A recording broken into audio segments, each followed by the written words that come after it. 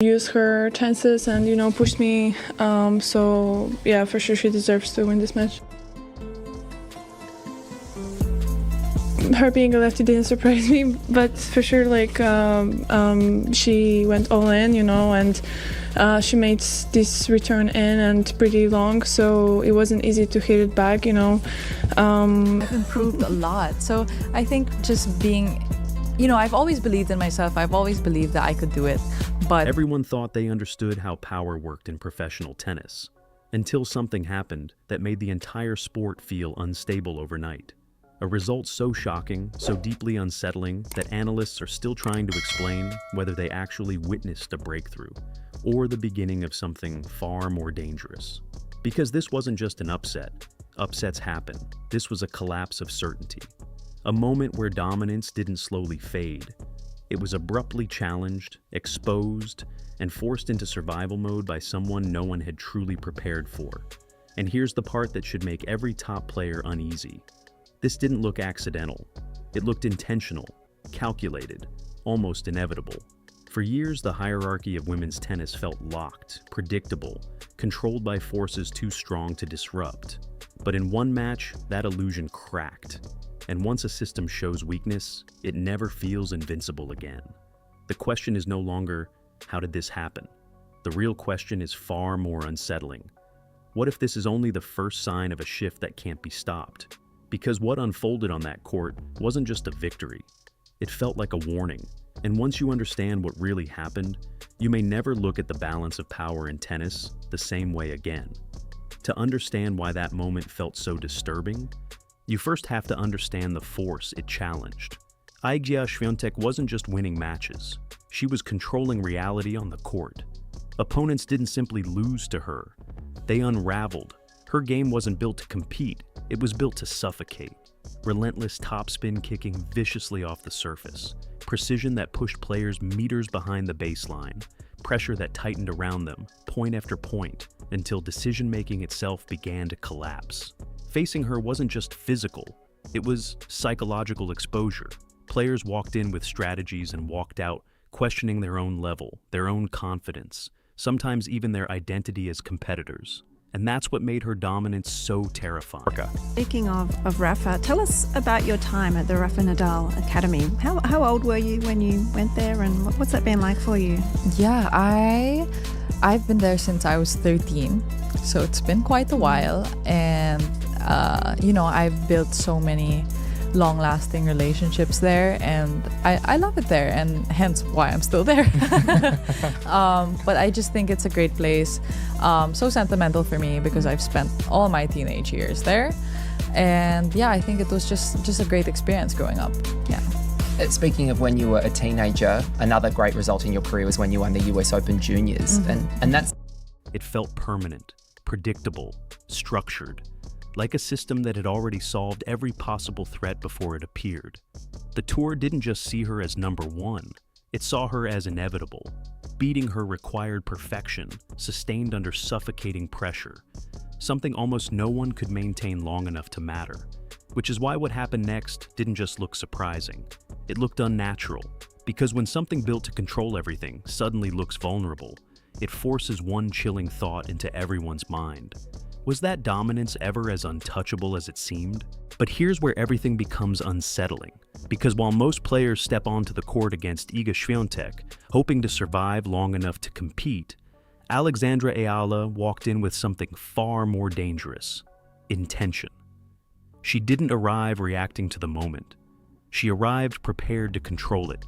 There was no hesitation in her movement, no cautious testing of rallies, no respectful distance from the world number one's authority.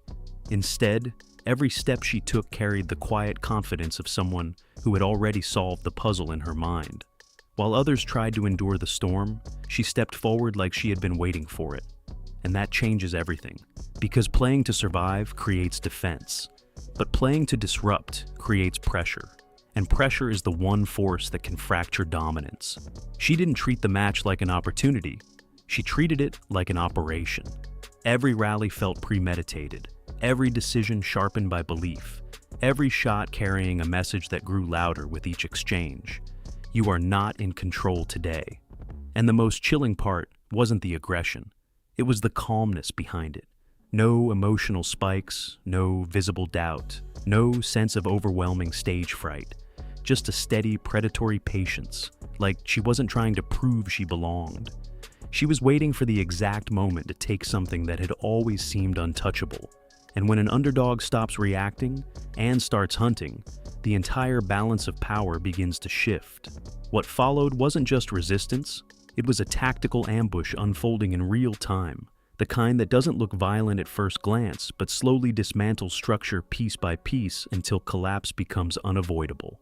From the very first exchanges, Alexandra Ayala did something almost no one dares attempt against Iga Świątek. She attacked time itself. Instead of retreating under heavy topspin, she stepped forward, meeting the ball earlier than comfort allows, earlier than rhythm permits, earlier than reaction feels safe. Robbing the rally of the breathing room dominance depends on.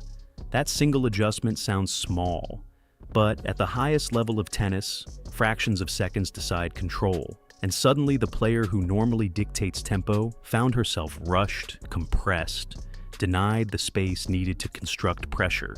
Every early strike sent a message. You will not build your patterns today.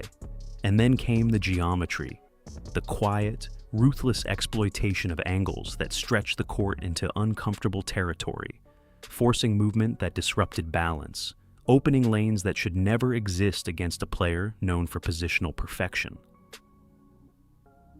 The rallies didn't just speed up, they became distorted, warped into shapes the champion couldn't fully stabilize. And once timing fractures, confidence follows.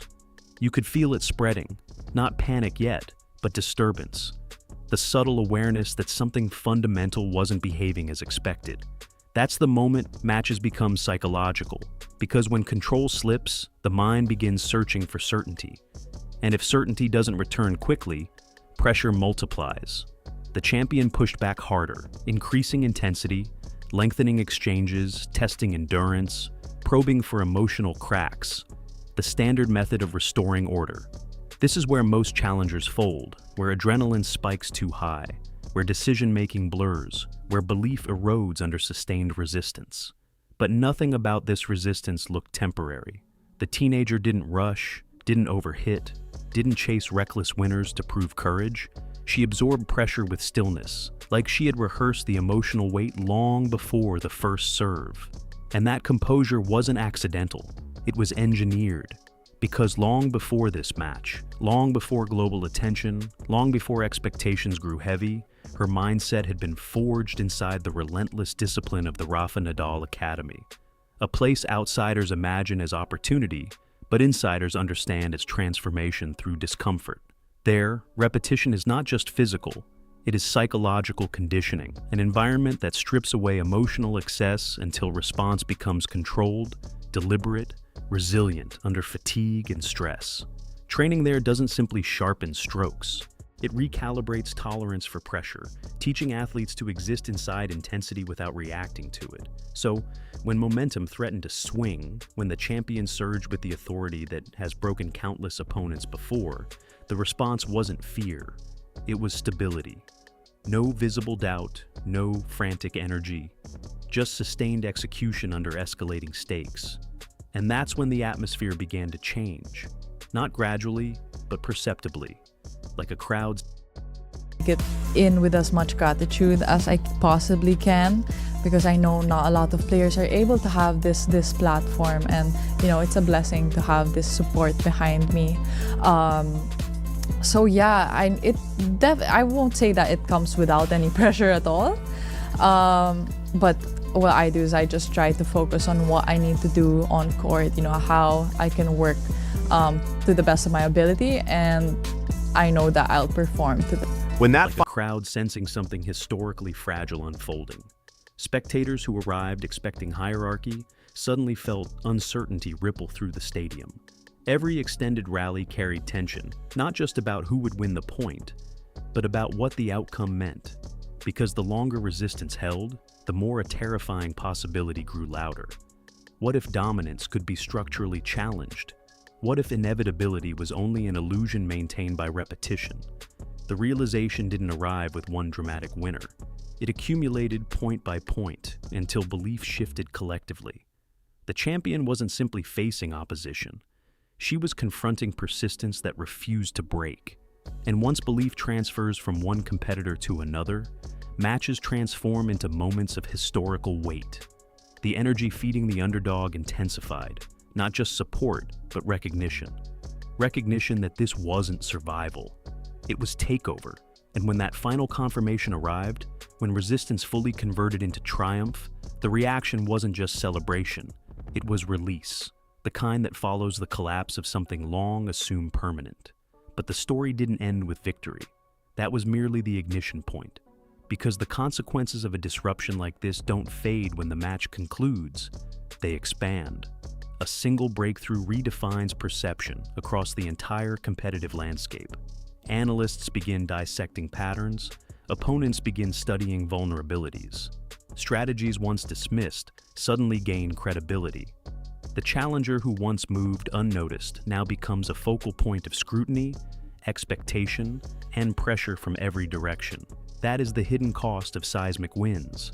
Anonymity disappears, replaced by relentless attention. And attention is its own form of pressure, heavier in many ways than chasing recognition ever was. The psychological equation reverses.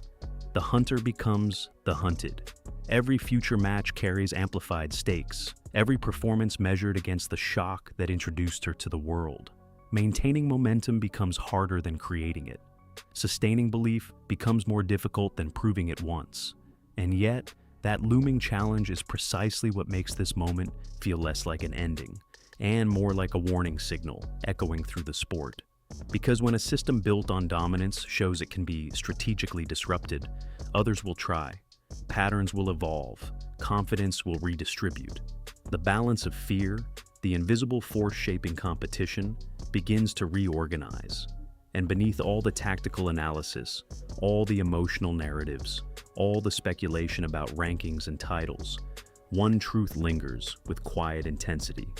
This may have been the first visible fracture in a structure everyone assumed was solid. Not a lucky break, not a temporary anomaly, but a demonstration that control can be challenged with precision, preparation, and belief strong enough to withstand pressure. Which leaves one final unsettling thought hanging in the air. If this was only the first successful disruption, how many more are coming? Because history rarely shifts in a single moment. It shifts when one breakthrough proves something is possible, and the rest of the world begins to act on that knowledge. And if that process has already begun, then what we witnessed wasn't just a remarkable victory, it was the opening movement of an era where nothing, no ranking, no reputation, no dominance, will ever feel completely secure again.